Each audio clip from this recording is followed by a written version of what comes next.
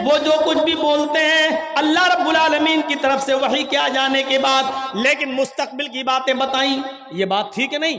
دیکھیے اللہ کے نبی نے 1400 سال پہلے فیوچر کی یہ بات بتائی تھی جو آج حرف بحرف ثابت ہو رہی ہے، نساء کاسیات عاریات ممیلات ومائلات۔ ایک ایسا زمانہ آ جائے گا، ایک ایسا زمانہ آ جائے گا کہ تم دیکھو گے لوگوں کو، تم دیکھو گے عورتوں کو، تم دیکھو گے لیڈیز کو، تم دیکھو گے خواتین کو، تم عورتوں کو دیکھو گے کاسیات، دیکھنے میں تو وہ کپڑے پہنے ہوئے دکھائی دیں گی، بظاہر تو ان کے جسم پر کپڑا ہوگا، عاریات، لیکن حقیقت میں وہ برہنہ ہوں گی، حقیقت میں وہ ننگی ہوں گی۔ کپڑا تو پہنیں گی لیکن کپڑا پہننے کے باوجود وہ ننگی ہوں گی، وہ برہنہ ہوں گی۔ آج ان کے کپڑے دیکھ لو، چھوڑیے شادیوں کا حال، جلسے میں آنے والیوں کو دیکھ لو، عید اور بقرعید کے دن عورتوں کے پہناوے دیکھ لو، اور اپنی جوان بچیوں کو دیکھ لو جن کی عمر 10 سال سے بڑی ہے۔ یاد رکھیے گا 10 سال سے بڑی لڑکی کے اوپر پردہ فرض ہو جاتا ہے۔ 10 سال سے بڑی لڑکی کا پھر سر کا ایک بال بھی کسی غیر مرد کو نہیں دکھنا چاہیے۔ ہماری نظروں میں بہت معمولی بات ہے، چھوٹی ہے۔ اللہ کے رسول نے فرمایا تھا جب تمہارا بیٹا 7 سال کا ہو تو اس کو نماز کا حکم دو، اور 10 سال کا ہو تو نماز کے لیے زبردستی کرو، نہ پڑھے تو اس کو مارو پیٹو۔ 10 سال کے بعد قرآن و حدیث کے سارے احکام نافذ ہو جاتے ہیں۔ آج کل 10-11 سال کی لڑکیاں بالغ ہو رہی ہیں، ٹی ویوں پر سیریل ایسے آ رہے ہیں، موبائلوں میں ایسی واہیات چیزیں یوٹیوب وغیرہ پر، فیس بک پر آ رہی ہیں کہ ان کو دیکھ کر ہماری لڑکیاں جو کبھی 16-17 سال میں بالغ ہوتی تھیں آج 11-12 سال کی عمر میں بالغ ہونے لگی ہیں۔ عریانیت پھیل چکی ہے، شرم و حیا طاق پر رکھی جا چکی ہے۔ ورنہ تصور کیجئے ایک کپڑا جو جسم سے چپکا ہو، آپ کے پیروں سے چپکا ہوا ہو، اور وہ کپڑا آپ کے گھٹنے اور ران سے ہوتے ہوئے آپ کی کمر تک آئے، جس کو آپ لیگی کہیں، اور اس کے اوپر ایک کرتی پہن لی جائے اور اس طریقے سے مارکیٹ میں بازار میں شاپنگ کی جائے، ایسی عورت کو آپ کی نظر میں فیشن پرست کہا جا سکتا ہے، لیکن محمد الرسول اللہ کی نظر میں یہ لڑکی، یہ عورت ننگی ہے، ننگی ہے، ننگی ہے۔ یہ کپڑے، اے بھیا جس کو جانا ہو جلدی جاؤ یہاں سے، اور جس کو اٹھنا ہو ابھی اٹھ جاؤ۔ ڈرامہ کر کے رکھ لیا ہے، اور بھی ابھی جس کو جانا ہو چلے جاؤ، بعد میں نہیں اڑنے دوں گا، چاہے پیشاب یہی نکل جائے، جائیے ابھی نکل جائیے جس کو جانا ہو۔ عاریات ہماری نظروں میں فیشن پرست ہیں، لیکن اللہ کے رسول نے ایسی عورتوں کو کیا کہا؟ ننگی۔ میں نے نہیں کہا، پوچھو ان علماء سے عاریات کا مطلب کیا ہوتا ہے۔ کاسیات کپڑے پہنیں گی، عاریات لیکن ننگی ہوں گی۔ ایسی عورتوں کے بارے میں کہا ہے ننگی ہوں گی۔ یہ ہاف آستینوں کے کپڑے یہاں چل رہے ہیں، یہ کھلا ہوا ہے۔ ساڑیاں چل رہی تو ایسی کہ یہاں تک کا بلاؤز پہنے ہوئے ہیں، یہ کھلا ہے، پیٹ کھلا ہوا ہے۔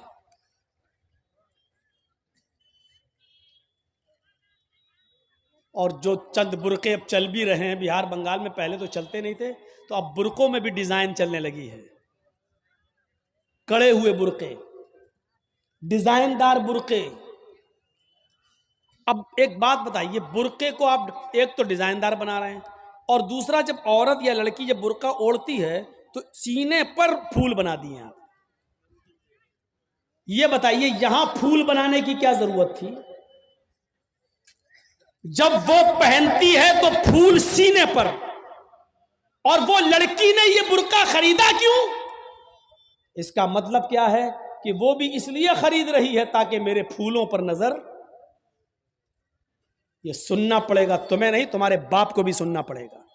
جب تک میں اس کرسی پر ہوں، یہ اتھارٹی، یہ پاور مجھے اسلام نے دیا ہے، سننا پڑے گا. کیوں خریدا ہے اس نے یہ برقع؟ یو پی سائڈ میں آ جاؤ، لکھنؤ کے برقعے دیکھ لو، بمبئی کے دیکھ لو، حیدرآبادی برقعے دیکھ لو. قسم خدا کی اب برقعے نہیں رہ گئے ہیں. اب 60 سال کی بڈھی بھی اوڑھ لے تو ایسا لگتا ہے جیسے وہ 18 سال کی لڑکی جا رہی ہے. یہ برقعے ایک بار سچا واقعہ ہے.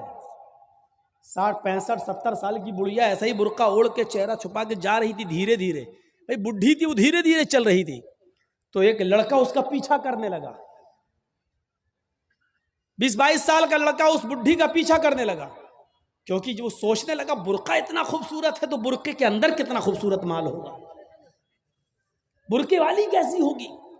اس کا پیچھا کرنے لگا. بڑھیا دھیرے دھیرے چل رہی، لڑکا سمجھ رہا مجھے لفٹ دے رہی ہے، میری وجہ سے دھیرے دھیرے چل رہی، جبکہ وہ اپنی کمزوری کی وجہ سے دھیرے دھیرے چل رہی. بڑھیا سمجھ گئی کہ لڑکا میرا پیچھا کر رہا ہے، تو تھوڑی دور چلنے کے بعد اس نے اپنا نقاب کھولا اور اپنی تتلاتی زبان میں بولی بیٹا. لڑکے کا تو موڈ خراب ہو گیا، کم بخت میرا تو معاملہ ہی گڑبڑ ہو گیا. بیٹا تو میرا پیچھا کیوں کر رہا ہے؟ میں تو تیری اماں کی عمر کی ہوں. لڑکے کو بھی غصہ آ گیا، کہتی بات میں اپنے لیے نہیں اپنے ابا کے لیے ڈھونڈ رہا ہوں.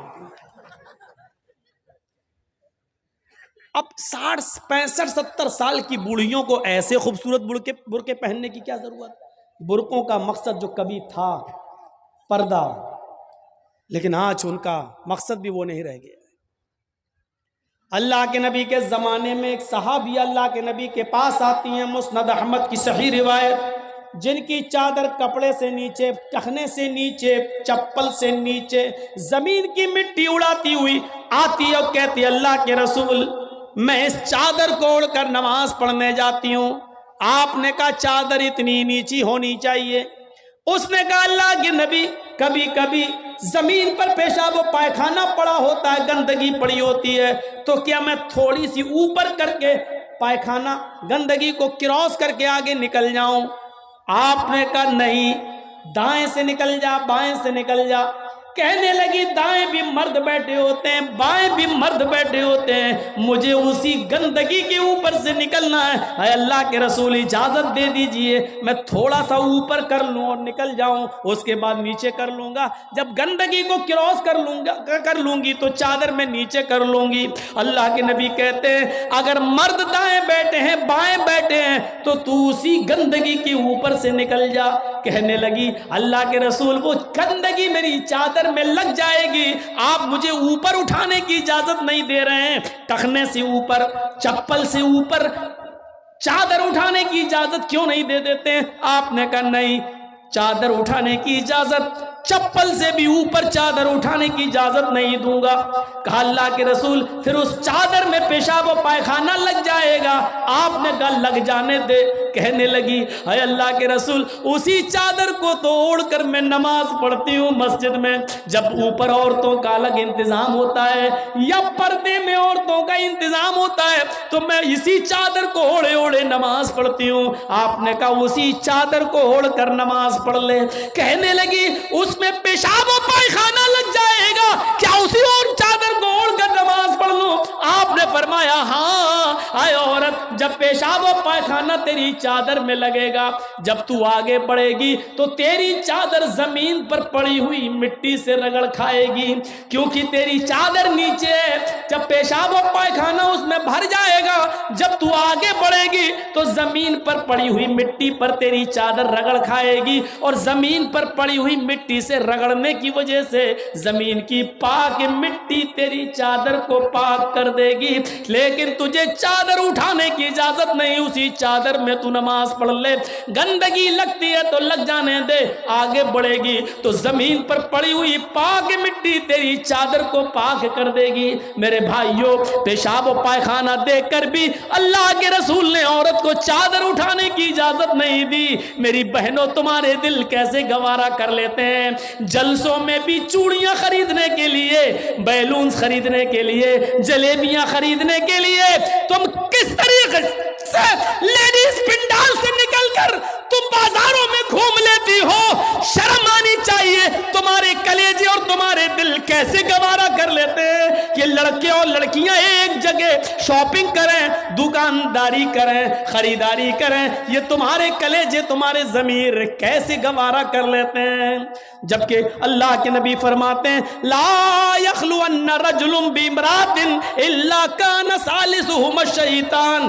कोई मर्द किसी औरत से तन्हाई में न मिले, कोई मर्द किसी औरत से अकेले में न मिले कि उसमें तीसरा शैतान होता है, उसमें तीसरा बहकाने वाला शैतान होता है। मेरे भाइयों, इस्लाम का कानून यही है, इस्लाम का निजाम यही है। एक औरत, उसका शौहर मर चुका है, औरत के पास बहुत ज्यादा पैसा है, वो हज करना जाना चाहती है, शौहर इंतकाल कर गया, अब औरत अकेले हज करने नहीं जा सकती है, जबकि मुस्तती है, साहिब इस्तिताअत है, हज करने जाना चाहती है, अच्छा काम करने जाना चाहती है। इस्लाम कहता है कि तेरा शौहर नहीं है तो भाई के साथ जा, भाई नहीं है तो बाप के साथ जा, बाप नहीं है तो बेटे के साथ जा, लेकिन किसी महरिम का होना जरूरी है, उसके साथ जा। चीख कर औरत कहती है, कोई नहीं है, मेरे पास दौलत है। अल्लाह के नबी कहते हैं, फिर दौलत संभाल कर अपने पास रख। अगर तेरा भाई नहीं है, बेटा नहीं है, शौहर नहीं है, बाप नहीं है, कोई महरिम नहीं है, तो तू अकेले हज करने नहीं जा सकती है। नहीं, अय अल्लाह के नबी, मेरा पड़ोस में बड़ा अच्छा नेक हाजी नमाजी नेक आदमी रहता है, मैं इसको भाई बना लेती हूँ, चली जाऊं। फरमाया, नहीं नहीं, मुंह भोले भाई को भाई बनाकर उसके साथ तुम हज करने नहीं जा सकती हो, इसलिए कि अपने मुंह से किसी को भाई बोलने से वो तुम्हारा सगा भाई नहीं हो जाएगा, अपने मुंह से किसी को बेटा बोल देने से वो बेटा नहीं हो जाएगा। तुम किसी को बेटा बोल दो, भाई बोल दो, जो चाहो बोल दो, लेकिन इस्लाम ये कहता है कि उसके साथ भी औरत को इजाजत नहीं है कि वो हज करने जाए। अगर कोई नहीं है तो मत जाओ, लेकिन इस्लाम इस बात की इजाजत नहीं देता है कि तुम अकेले जाओ या किसी को बहन, किसी को भाई या बेटा बनाकर जाओ, इस बात की इजाजत नहीं देता। इस्लाम एक इबादत में, हज जैसी इबादत में भी औरत को किसी गैर मर्द को मुंह बोले भाई और मुंह बोले बेटे के साथ भी जाने की इजाजत नहीं देता। तो मेरे भाइयों, जब खाने काबा में जाने की इजाजत नहीं देता है, सफा मरवा की सई की इजाजत नहीं देता है, इतनी खूबसूरत इबादत की इजाजत नहीं देता है, तो बाजारों में अकेले घूमकर शॉपिंग करने की इजाजत कैसे देगा? फिर बाजार के अंदर औरत को अकेले जाने की इजाजत कैसे देगा? इतनी खूबसूरत इबादत करने की इजाजत नहीं देता है, इतनी खूबसूरत इबादत करने की इजाजत नहीं देता है, तो मेरे भाइयों, फिर औरत को बाजारों में घूमने की इजाजत कैसे देगा? फिर बाजार में घूमने और बाजार में सैर व तफरीह की इजाजत कैसे देगा? हमारी माँ बहनों को इस बात को सोचना चाहिए, गौर करना चाहिए, संजीदगी से इसको लेना चाहिए।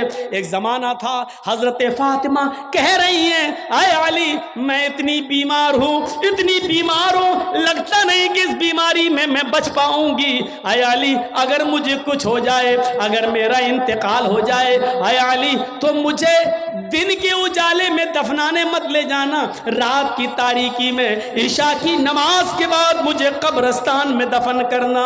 हजरत अली ने कहा, आए फातिमा, ऐसा क्यों कह रही हो? अगर तुम्हारा इंतकाल صبح فجر کے بعد ہو تو کیا عشاء تک ہم تمہارے جنازے کو رکھیں گے، مٹی کو رکھیں گے؟ تمہارے باپ کا، تمہارے ابو کا فرمان ہے کہ میت کو جلدی قبرستان لے جاؤ، پھر میں لیٹ کیسے کروں؟ فرماتی ہیں اے علی، اے میرے پیارے شوہر، مجھے رات میں ہی لے جانا، میری بات کو گرا باندھو، میری بات کو مضبوطی سے پکڑ لو، میری وصیت کو یاد رکھنا، چاہے میرا انتقال کبھی بھی ہو لیکن مجھے عشاء کے بعد دفنانا، مجھے دن کے اجالے میں قبرستان نہ لے جانا۔ اے علی، میں نہیں چاہتی ہوں کہ میرے مردہ جسم پر پڑے ہوئے کفن پر بھی کسی غیر مرد کی نظر پڑے، میں اپنے کفن پر بھی کسی غیر مرد کی نظر نہیں پڑنے دینا چاہتی ہوں۔ اے علی، مجھے رات میں لے جانا، دن کے اجالے میں نہیں، میں نہیں چاہتی کہ میرے کفن پر بھی کسی غیر مرد کی نظر پڑے۔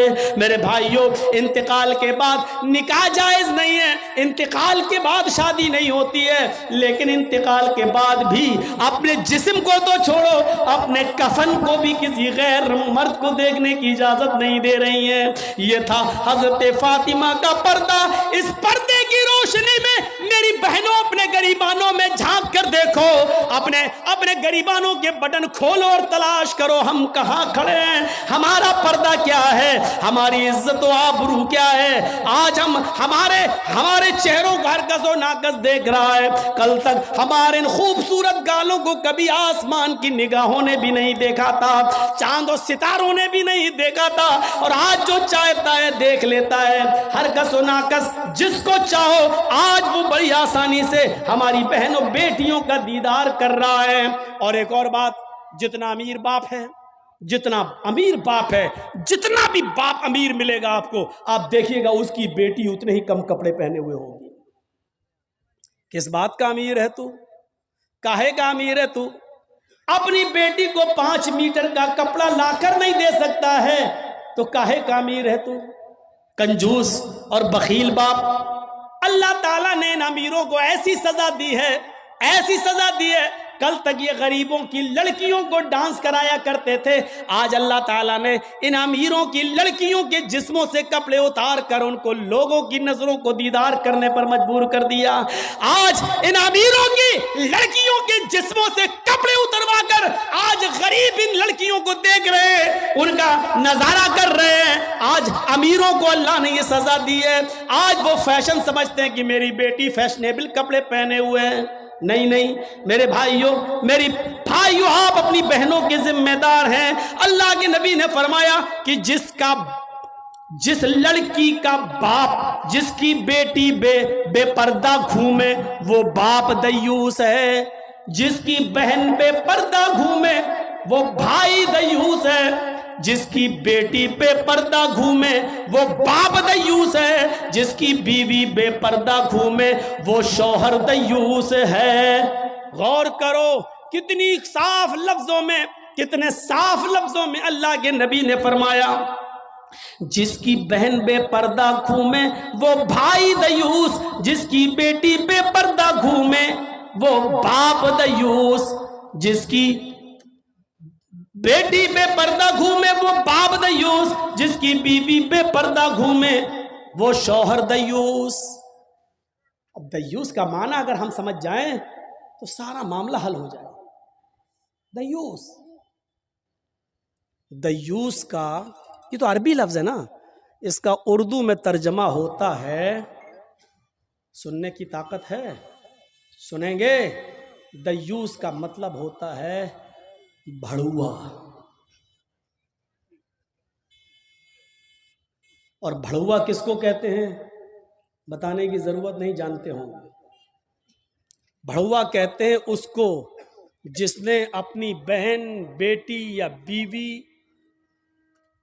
یا ماں کو غلط کام کرنے کے لیے کسی اڈے پر بٹھا دیا ہو، چکلے پر بٹھا دیا ہو اور ان سے غلط کام کرواتا ہو اور ان کی کمائی کھاتا ہو۔ عربی زبان میں اس کو دیوس کہتے ہیں اور اردو میں اس کو بھڑوا کہتے ہیں۔ کتنا سخت جملہ استعمال کیا اللہ کے رسول نے۔ مولانا جرجیز کو آپ کہہ رہے ہوں گے یہ کیا ہو گیا اس کو؟ اللہ کے نبی نے کہا جس کی ماں بے پردہ گھومے اور بیٹا اپنی ماں کی بے پردگی پر کچھ نہ بولتا ہو وہ بیٹا بھڑوا. جس کی بیوی بے پردہ گھومے اور شوہر اپنی بیوی کی بے پردگی پر کچھ نہ بولے وہ شوہر بھڑوا. جس کی بہن بے پردہ گھومے اور وہ بھائی اپنی بہن کی بے پردگی پر خاموش رہے وہ بھائی بھڑوا. اور جس کی بیٹی بے پردہ گھومے اور باپ اپنی بیٹی کی بے پردگی پر خاموش رہے وہ باپ بھڑوا. دیوس کہہ دو مولانا چلے گا، بھڑوا مت کہو، اچھا نہیں لگ رہا ہے. ہم کب کہہ رہے ہیں کہ اچھا لگ رہا ہے؟ ہم کو اچھا لگانا کب ہے؟ جب اچھا ہی لگنے لگے تو فائدہ کیا ہے؟ انجیکشن ایسے لگاؤ درد نہ ہو. باسا ایسا ہو سکتا ہے کہ انجیکشن لگے اور درد نہ ہو؟ انجیکشن بھی لگوانا چاہتے ہو اور درد بھی نہیں چاہتے ہو، تب تو ہومیوپیتھک دوا لے لو، میٹھی گولیاں کھا لو جو مرنے کے بعد فائدہ کرتی ہے.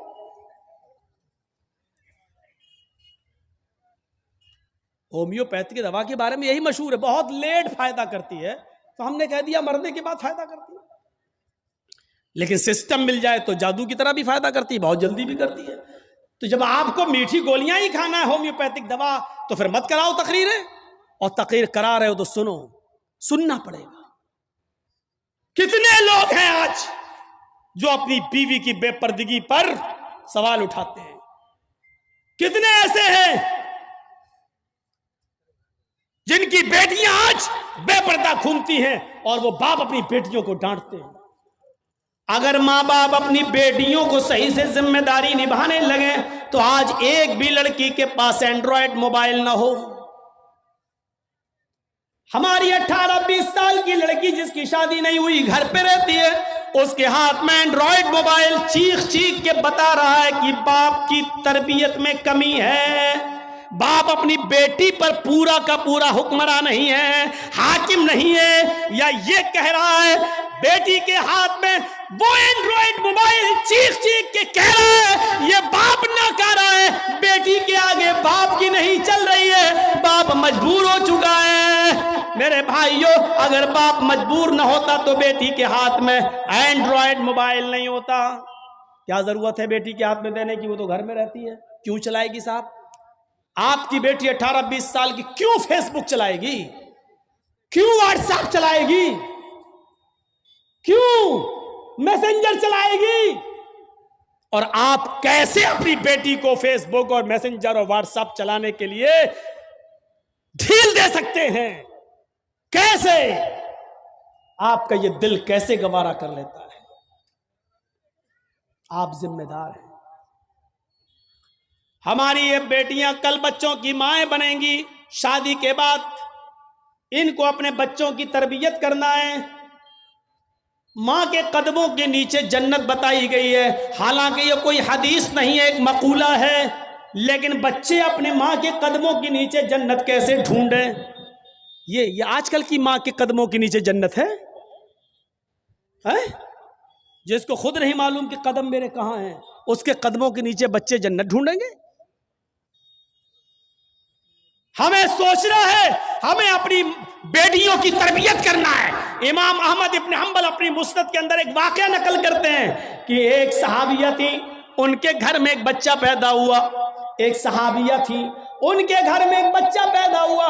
جب بچہ پیشاب کرتا تھا تو پانی کا لوٹا اس بچے کی شرمگاہ پہ ڈال دیتی تھی. جیسی بچے نے پیشاب کیا وہ پانی لاتی اور شرمگاہ پہ ڈال دیتی.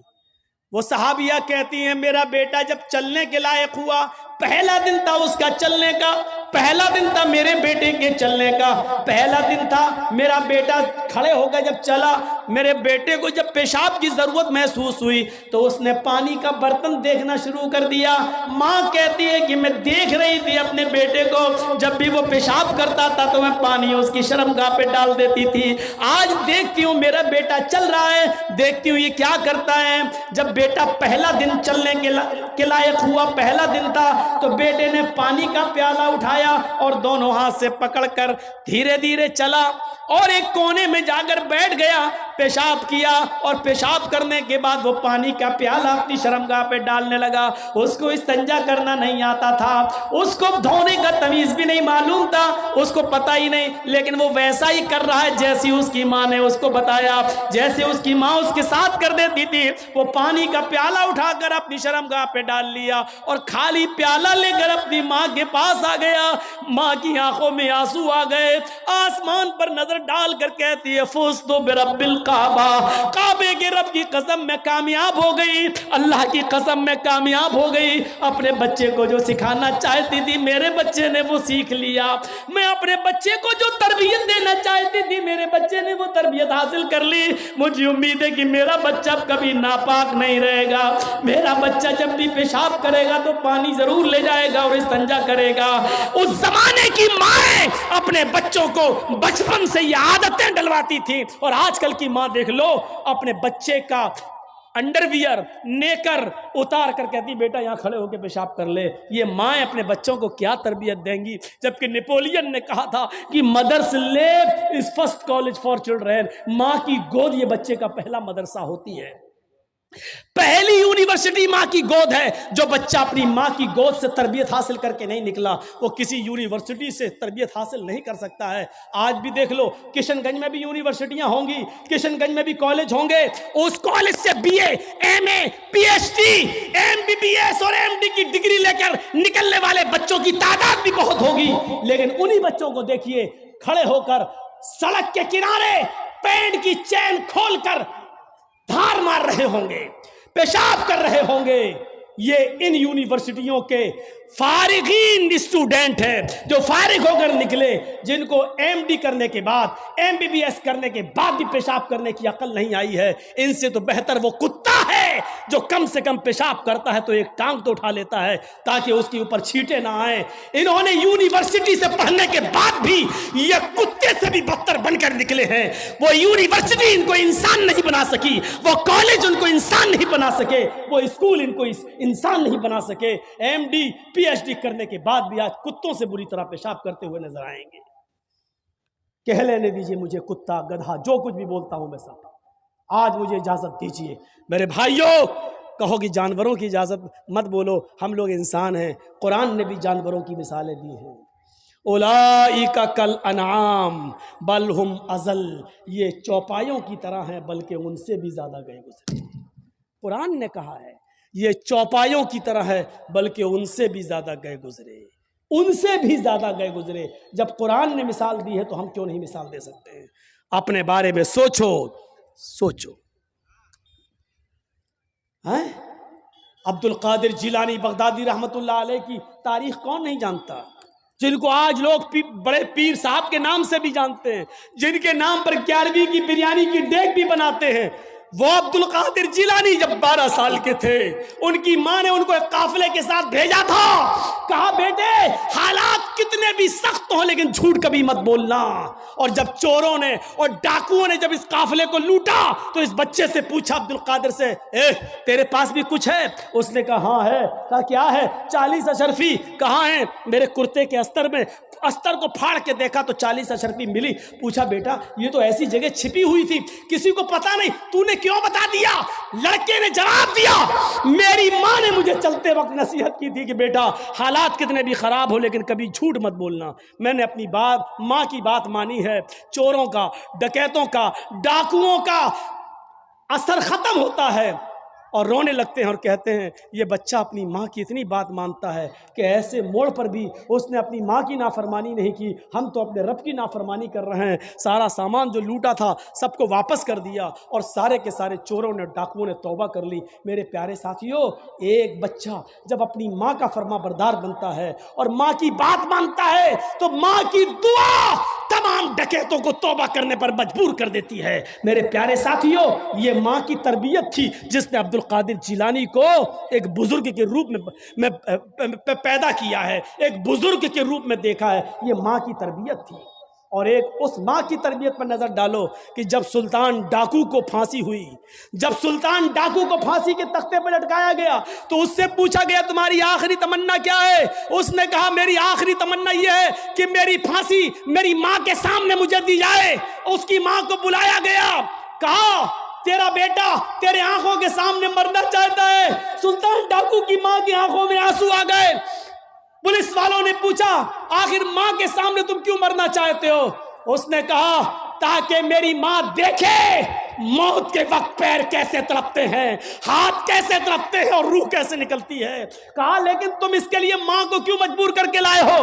فرمایا پولیس والوں تم نہیں جانتے ہو، جب میں 8 سال کا تھا، 10 سال کا تھا، میری ماں نے مجھ سے ایک انڈا منگوایا تھا۔ میں ایک دکان پر گیا تھا، میں انڈا لینے گیا تھا، لیکن ایک انڈا میں نے چوری کر لیا تھا دکاندار کا، اور میں اس کو اپنی جیب میں بھر لیا تھا۔ پھر میں نے اس کے پیسے نہیں دیے تھے، واپس آ گیا۔ میں نے جب وہ انڈا اپنی ماں کو دیا اور پیسے بھی واپس کیے، ماں نے کہا کیا ہوا انڈے والے نے پیسے نہیں لیے؟ میں نے کہا نہیں، میں انڈا چرا لایا ہوں۔ تو میری ماں نے مجھے تھپ تھپایا تھا کہ بیٹا ہم لوگ غریب ہیں، اچھا کیا تو نے یہ پیسہ بچا لیا، کسی اور کام آئے گا۔ پھر یہی سے مجھے چوری کی عادت پڑتی ہے، میرے حوصلے بڑھتے ہیں، پھر میں ڈاکو بنتا ہوں، پھر میں نے لوگوں کا مال لوٹا، اور جب لوگوں نے نہیں دیا تو میں نے ان کی جانیں لی۔ پھر میں بہت بڑا لٹیرا بن گیا، اور اتنا بڑا لٹیرا بنا کہ پکڑا گیا، اور قانون نے مجھے پھانسی کی سزا دی۔ اگر میری ماں نے مجھے انڈا چراتے وقت جب میں گھر پہ لایا تھا اسی وقت ایک تھپڑ مارا ہوتا اور انڈے والے کو دے کر معافی مانگ لی ہوتی تو آج میں اتنا بڑا چور نہیں بنتا، آج اتنا بڑا میں ڈاکو نہیں بنتا، آج میں اتنا بڑا لٹیرا نہیں بنتا۔ یہ میری ماں کی تربیت تھی جس نے مجھے پھانسی کے تختے پر چڑھا دیا۔ میرے بھائیوں میرا بھی وقت ہو گیا ہے، اس لیے میں تھوڑا سا بس جملے ختم کرنے والا ہوں، آپ تھوڑا سا بیٹھے رہیے، اسی طریقے سے موبائل جلائے رہیے۔ تو میرے بھائیوں ماں کی تربیت ہی کچھ ہوا کرتی ہے۔ ماں چاہے تو اپنے بچے کو ڈاکو بنا دے، ماں چاہے تو اپنے بچے کو عبد القادر جیلانی بغدادی کی طرح بزرگ بنا دے، یہ ماں کی تربیت ہوتی ہے۔ تو میرے بھائیوں 2:45 بج بھی گئے ہیں، 11:45 سے تقریر شروع تھی اور 2:45 بج گئے ہیں، 2 گھنٹہ میرا تقریباً ہو بھی گیا ہے، اور جنریٹر کی تیل بھی ایسی موقع پر ختم ہونے کو تھا۔ تو میرے بھائیوں ماں کی تربیت سے عبرت حاصل کرو، اور رکیے، ابھی کوئی نہیں اٹھے گا، رکیے، ختم کرنے سے پہلے مجھے ایک گزارش آپ سے کرنی ہے، ایک عہد لے کر اٹھو، ایک عہد و پیمان لے کر اٹھو کہ ہم انشاءاللہ اپنے بچوں کی اچھی تربیت کریں گے۔ اس وقت ملک کے حالات آپ دیکھ رہے ہیں کیا ہے، اس وقت یو پی کے چناؤ کو جیتنے کے لیے اب ایودھیا اور یہ ساری باتیں کی جانے لگی ہیں، اور اب متھرا والی باتیں بھی آنے لگی ہیں سامنے۔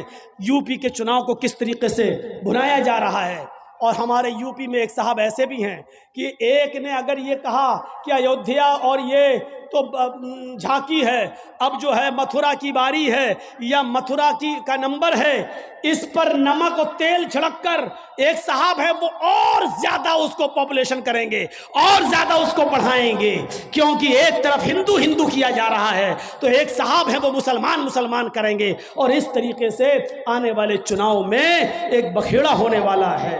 یہ بھی ہو سکتا ہے کہ آگے چل کر اس چناؤ میں آخری جب لہر ہو، آخری جب کاؤنٹنگ ہو، آخری جب وہ ووٹ ڈالنے کا نمبر آئے تو اس موقع پر کورونا کی تیسری لہر بھی آ جائے، کیونکہ یہ ساری پلاننگ اوپر ہو بیٹھتی ہے، اوپر ہوتی ہے، کب کورونا پیدا کرنا ہے، کب کورونا غائب کرنا ہے، کہاں لانا ہے، کہاں نہیں لانا ہے، اس کو یو پی میں کس موقع پر لایا جائے گا، کیسے لایا جائے گا، یہ ساری سازشیں ہو رہی ہیں۔ ایسے موقع پر ہم مسلمانوں کو ایک پلیٹ فارم پہ آنا بہت ضروری ہے۔ ہمیں حنفی، شافعی، مالکی، حنبلی یہ سب کو بھلا کر ایک پلیٹ فارم پہ آنا ہے۔ میرے بھائیوں یہ ادارہ کا جلسہ ہے، اور جس ادارے کے لیے یہ جلسہ کیا گیا ہے اس ادارے کا تعاون آپ نے جو کچھ بھی کیا، میں نے اپنی بات ختم کر دی۔ اللہ تعالیٰ سے دعا ہے کہ بار الہ ہمیں اسلام پر قائم رکھنا، اور جب ہمارا خاتمہ ہو تو ایمان پر فرمانا۔